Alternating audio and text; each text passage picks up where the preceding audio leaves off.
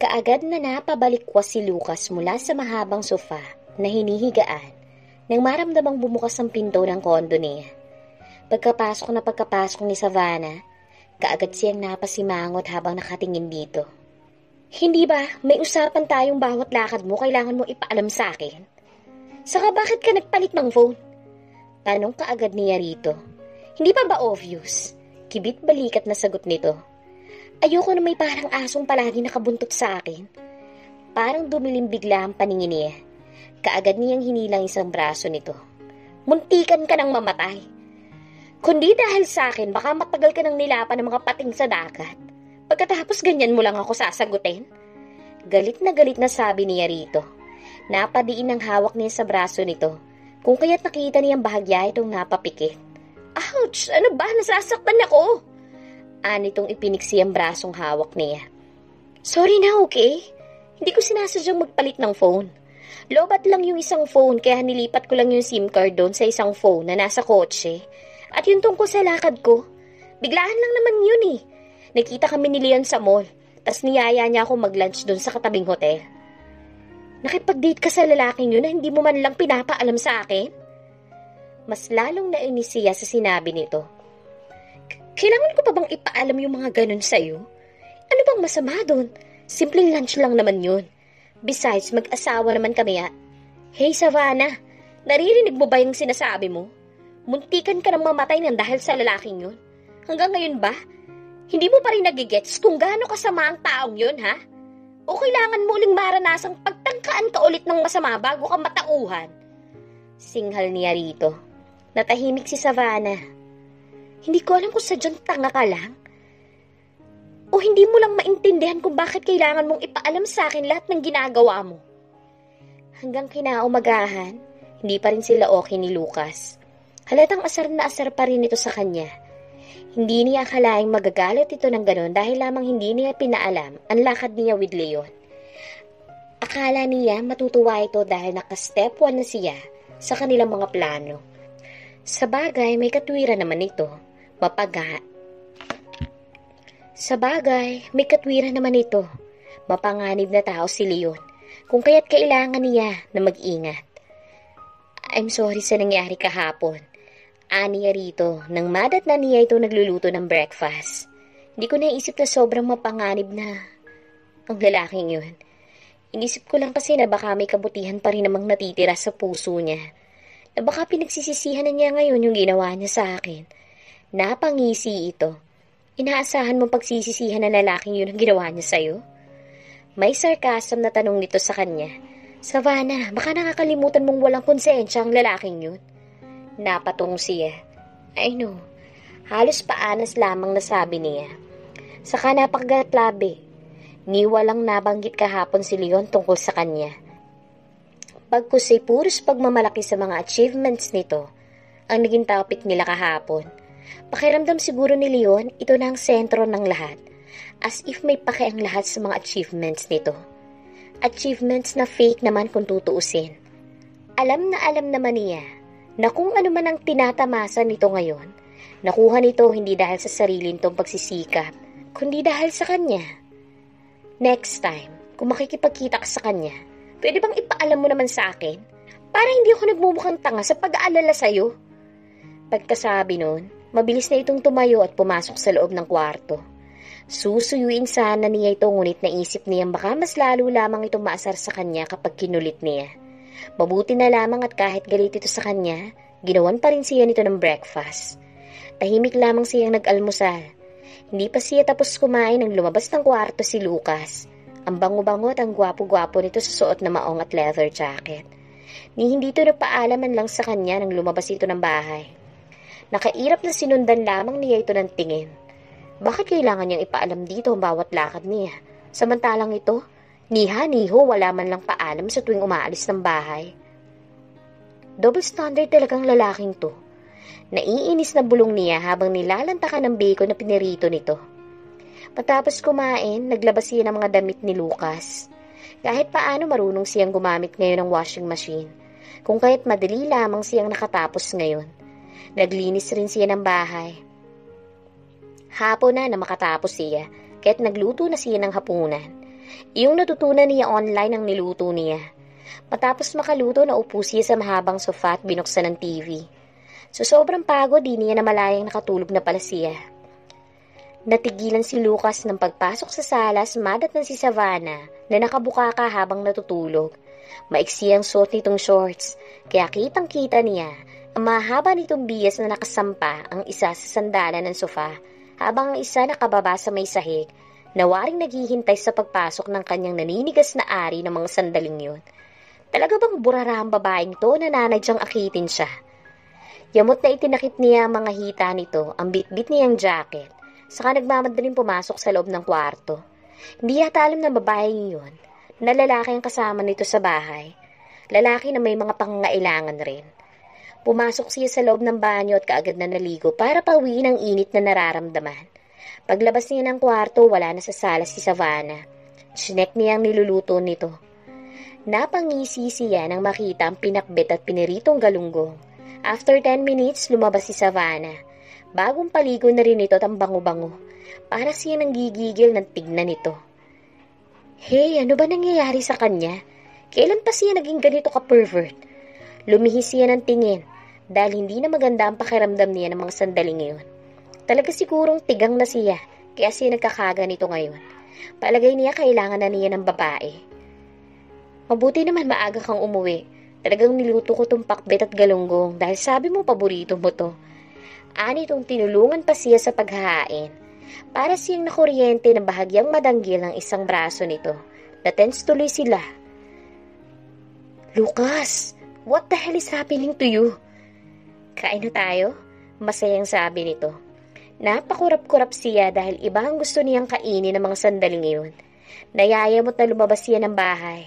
Hey, di ba sabi mo paborito mo to?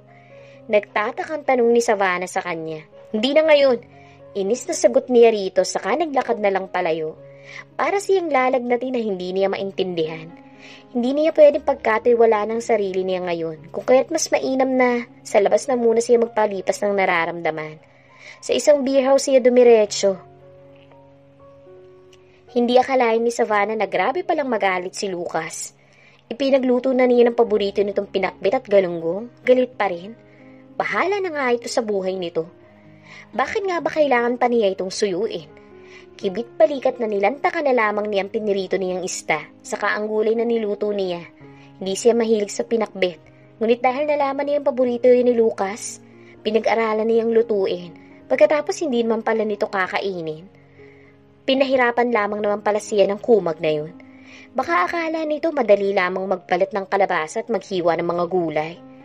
Munti ka nang masugatan ng daliri niya, pagkatapos iisnabin lamang nito ang luto niya. Daig pa nito ang babaeng may menstruation kung magalit. Buisit! Nasa kalagitnaan siya ng inangasab na galunggong nang tumunog ang kanyang phone. Si Leon ang nasa kabilang linya. Excited na sinagot niya ang tawag nito. Hello? Hi Sarah. I just wondering kung pwede kitang mayayang manood ng sine bukas. Anong lalaki sa kanya? Sine? Kailan ba ang huling sine nila ni Leon? Bilang mag-boyfriend-girlfriend. Yun yata pa ang huli nung manood sila. Pagkatapos hindi na yun nasundan pa. Hindi naman ako busy bukas, kaya sige, mabilis na sagot niya pagkatapos bigla niyang naalala si Lucas. Kailangan pa nga pala niyang ipaalam rito ang lakad niya. By the way, let me check my schedule first ha. Baka nga pala may lakad ako. I'll let you know tomorrow kung pwede ako. Sasama ka manood ng sine sa lalaking yun? Inis na tanong ni Lucas nang ipaalam niya rito ang lakad ng araw na iyon. No way! Teka nga Lucas, magkalinawan nga tayo dito. Hindi mo ko prisoner, oy. Ako pa rin naman na magpapatakbo ng buhay ko. Paalala niya rito. Nagpaalam lang ako para hindi na tayo mag-away pa. Pero hindi ko naman hinihingi ang permiso mo. Sige, go ahead. Pero wag na wag kang lalapit muli sa akin na umiiyak kapag ginawan ka na naman ng masama ng lalaking yun. Asar na sabi nito sa kanya. Sa palagay mo, bakit kanya niyayayang manood ng sine ha? Saan ka sa palagay mo kasunod niyang yayayain? Pagkatapos ninyong manood? Sa hotel? O baka sa motel lang? Kasi nagpapakita ka ng katsipan. Inis na nasampal niya ito.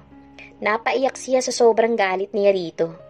Hindi porket utang ko sa iyong buhay ko, pwede mo na akong pagsalitaan ng ganyan. Nangangatal sa galit na sigaw niya rito. Inayos mo lang ang mukha ko at utang na loob ko sa iyo ang ginawa mong pagtulong sa akin. Huwag kang mag-alala. Babayaran kita kapag naayos ko ng lahat ng problema ko. Naiinis na sigaw niya. Pero gusto kong ipaalala sa iyo na hindi mo ako lubos na nakikilala para pagsalitaan mo ako ng ganyan. Nagmamahal lang ako, kaya ako nagkakaaga nito. Pero hindi ako cheap na gaya ng inaakala mo. Biglang parang natauhan si Lucas sa sinabi niya. I'm sorry, sabi nitong ginagapang kamay niya, saka niyakap siya na mahigpit. Natatakot lang siguro ako. Natatakot akong baka may mangyari sa'yo. Di ko na yata makakaya makitang mamatay si Sarah sa pangalawang pagkakataon. Nagkurap-kurap siya. Lucas, hindi ako si Sarah. Hindi ako ang asawa mo. Huwag mo kong kontrolin na parang ako siya. Sigaw niya rito. I know. But I can't help it. Nakikita ko ang mukha niya sa'yo. Kaya as much as possible, gusto kitang protektahan. Naiintindihan mo ba ako, ha? Wala akong nagawa ng mamatay sa cancer ang asawa ko. Pero this time, may magagawa ako para maprotektahan kita. Naiintindihan mo ba ako, Savannah? Huwag kang mag-alala. Poprotektahan kong sarili ko alang-alang kay Sarah. Saka gagamitin ko yung phone na konektado sa'yo para anytime track mo ang location ko. Okay? Pagbibigay assurance niya sa lalaki. Tumango ito. Saka nakikiusap na tumingin sa kanya. Mag-iingat ka please. At huwag kang gagawa ng kahit na anong bagay na magiging dahilan para makilala ka niya. Oo, pangako. Mahinang sagot niya rito.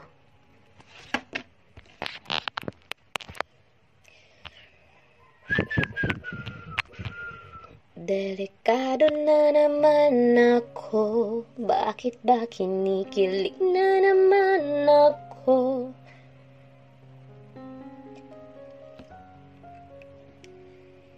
Hindi mapakali sa loob ng hospital si Lucas kung kaya't nang matapos ang kanyang daily routine, nagmamadali na siyang gumayak para puntahan kung nasaan man si Savannah ngayon.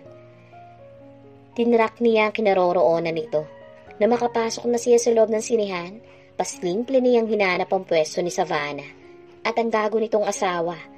Nang matagpuan ang mga ito, pasimple siyang naupo sa may likuran ng mga ito at tahimik na nakikiramdam.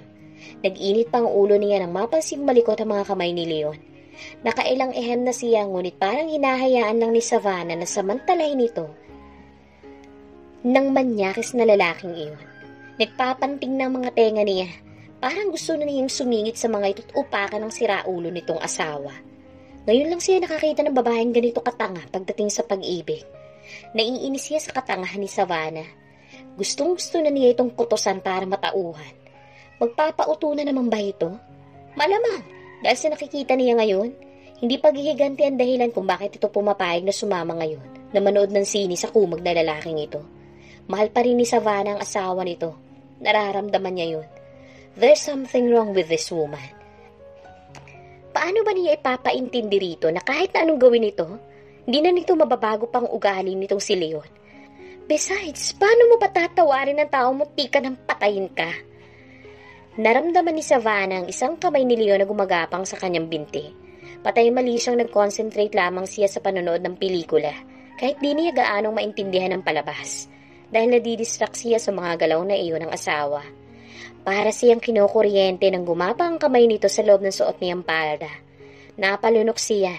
Muntik na siyang mawala sa kanyang wisyo nang bigla niyang maaalala ang sinabi ni Lucas, kung kaya't mabilis siyang tumindig at nagtungo sa loob ng comfort room.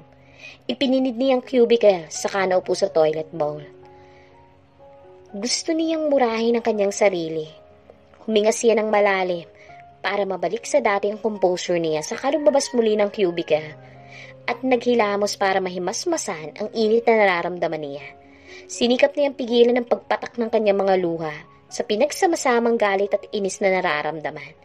Naiinis siya dahil mahal pa rin niya ito, ngunit mas lamang ngayon ang galit.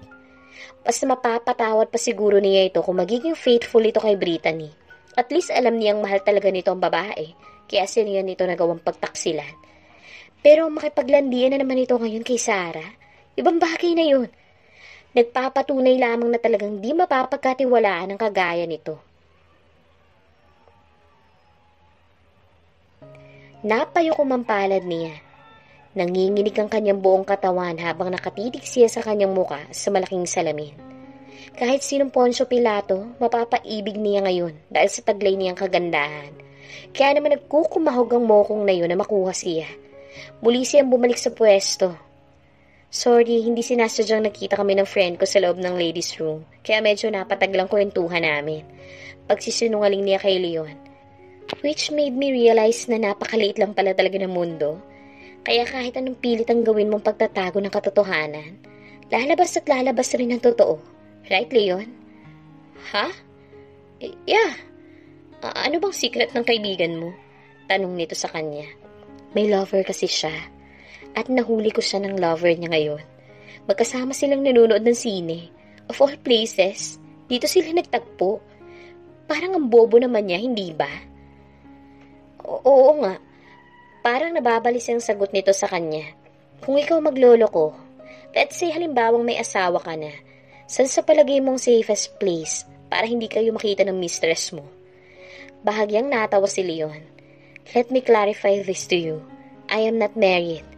But assuming I am married, siguro mas safe na dalhin ko siya sa isang private place.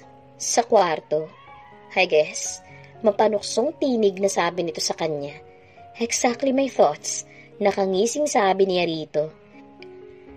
Bakit mo naman dadalhin ang lover mo sa isang mataong lugar na gaya nito, right? Not unless gusto nilang ipagsigawan sa buong mundo na pagod na siyang makisama sa kuluban niyang asawa. Aniya rito. Actually, pera lang naman ang dahilan kaya niya pinakasalan yung asawa niya. Aniyang nilingon nito. Sa palagay mo, acceptable na ba na magpakasal ka ng dahil lang sa pera? Depende siguro sa sitwasyon. Kibit balikat na sagot ni Leon sa kanya.